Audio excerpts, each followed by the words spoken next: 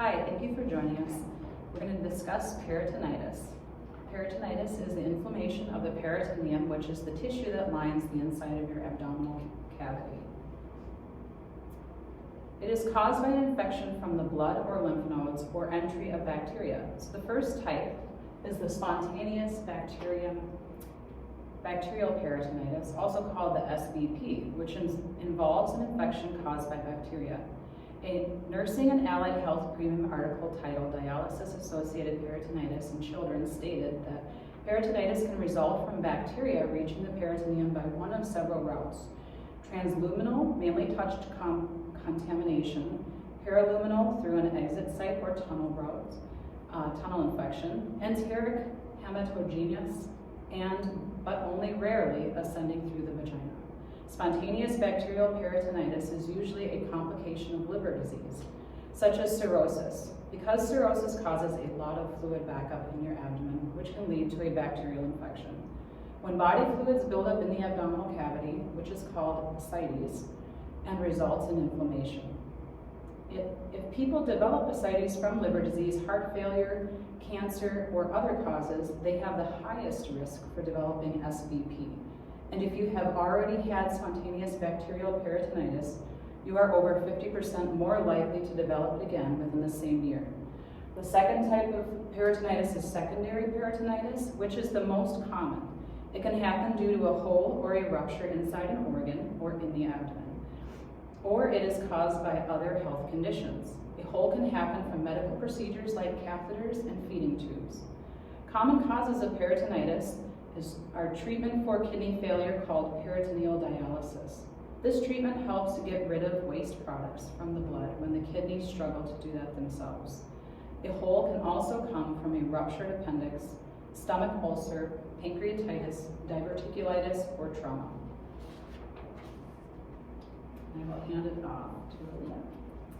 And then, so the clinical manifestations, so like the symptoms of peritonitis, the main important ones we'll talk about first that are on the slide are tenderness in the belly or pain. So your stomach will be really painful and when it's touched or moved. And that next is bloating or feeling of fullness in the abdomen. So like a board-like abdomen.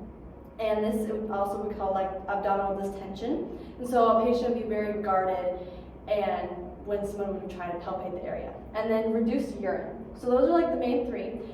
And I'll talk about some vital sign symptoms at the end when we talk about our patient example. But peritonitis can be life-threatening. So if you have those symptoms along with these symptoms on the side, so fever, upset stomach and vomiting, loss of appetite, diarrhea, thirst, not being able to pass stool or gas, feeling tired or confused, and any of those other ones I didn't mention that are over there, you should contact your health provider right away. If you get peritoneal dialysis, peritonitis symptoms can include cloudy dialysis fluid and white flecks in the which are the fibrin in the dialysis fluid. Some patients also may not show any symptoms at all if they have cirrhosis, which makes it difficult to detect and treat quickly.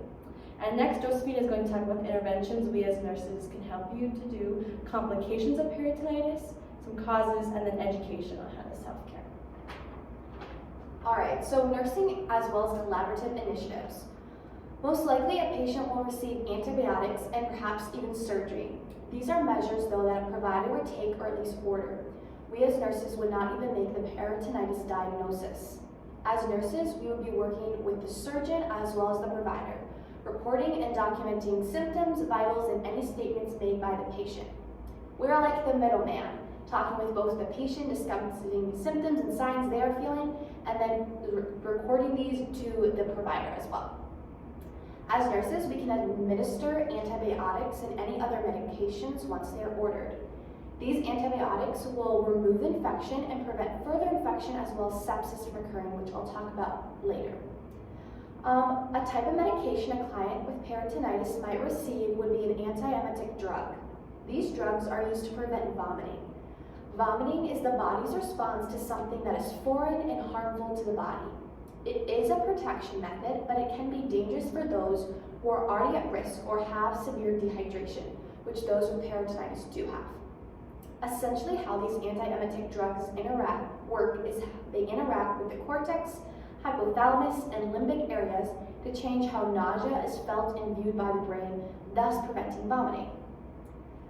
Speaking of sepsis and shock, we will be monitoring the patient's blood pressure regularly, as blood pressure is a good indicator of shock. We will be working to keep pain to a minimum. If surgery occurred, some pain will be inevitable, but we will work to reduce it to a manageable level. This will require frequent charting and communication with the patient. We will also be keeping an eye on I's and O's, or inputs and outputs. This is important for us as we will need to make sure there is enough fluid in the patient. This can be accomplished through IVs, which we nurses would be accountable for setting up, monitoring, and removing as well. Lastly, if surgery was required, we would also be recording drainage from the drains, as well as cleaning and emptying ports and drains. Eventually, if possible and ordered, a nurse can remove the drain as well. All right, moving on to education, we're also going to include complications and evaluation. So in order to start educating the client, you will need to make them aware, as well as yourself be aware of complications that could happen. Complications of peritonitis include sepsis, shock, and intestinal obstruction. What is sepsis? According to Nurses Lab, sepsis is defined as a systemic response to infection. If you notice in the wording there, sepsis is a systemic response versus localized. This means that you will see effects of sepsis all over and perhaps unrelated parts of the body. Similar to an autoimmune disease, sepsis is an over-exaggerated response. Although this response is intended to be for the body's benefit, it often results in more damage than good. Shock is often a result that follows after the development of sepsis. According to Cleveland Clinic, septic shock is a serious medical condition that can occur when an infection in your body causes extremely low blood pressure and organ failure. It's comparable to a step up from sepsis. Sepsis and septic shock work together, as mentioned before, to cause brain, lung, heart, or kidney damage or failure. Eventually, it will result in death if left untreated. Due to its inflammatory nature, peritonitis may also result in intestinal obstruction. To prevent this, a patient might need stool softeners such as Miralax. And then moving on to education. So education is essential before discharge, and education will vary depending on the care provided during the patient's stay. If the patient had an incision, the patient would need to be educated on how to care for those incisions and what to look for. We would first instruct them on how to keep the incision clean and free from debris. Depending on the type of dressing, the patient may need to refrain from showering. If this is the case, encourage them to do a body wash down with a washcloth and wash his or her hair in the sink or bathtub. Hopefully, drainage by this point is kept to a minimum, but we would show the patient what is normal and what is abnormal. So here in our PowerPoint, we have the different types of wound drainage. Purulent on the bottom indicates an infection and often has an odor that comes along with it. Sanguinous bleeding indicates active bleeding, and if they are at this point, we need to instruct them to look for blood clots. The next step down from sanguinous would be serosanguinous, which is a palish pink color, and lastly, serous is a watery clear drainage, and that's like the last step of drainage. Moving on to drains, generally if possible, a drain is removed before a patient is sent home, but sometimes they are sent home with a drain, and we need to educate them on what to look for and how to care for it. Drains are put in to release drainage that will not naturally come out themselves, such as with an internal injury or surgery. If this drainage is left inside, it can cause inappropriate healing, and this drainage is also a reservoir for germs, increasing the chance for infection.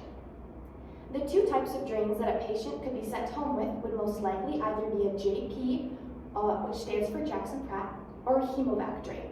They both work by suction, and the Hemovac can hold a larger volume than JP drains, and it suctions blood, exudate, and more, whereas a JP drain is used mostly just for blood and holds a smaller volume.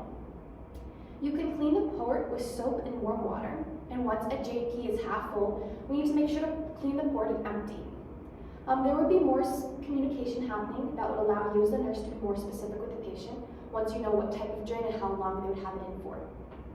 And lastly, moving on to evaluation. You would want to make sure there's a reduced pain level, one that you've agreed upon. Ask about the patient's pain level and instruct them about pain medication if the provider has prescribed it. Often they will have the patient pick up any medication, including pain medication, at the pharmacy before leaving the hospital. You'll want to evaluate fluid and electrolytes to ensure they are restored and balanced, as well as there's a normal GI and urinary function. Ask about and be monitoring bowel movements, bowel consistency, and abdominal pain contributed GI function or any pain during urination. And then we'll just talk about a patient example.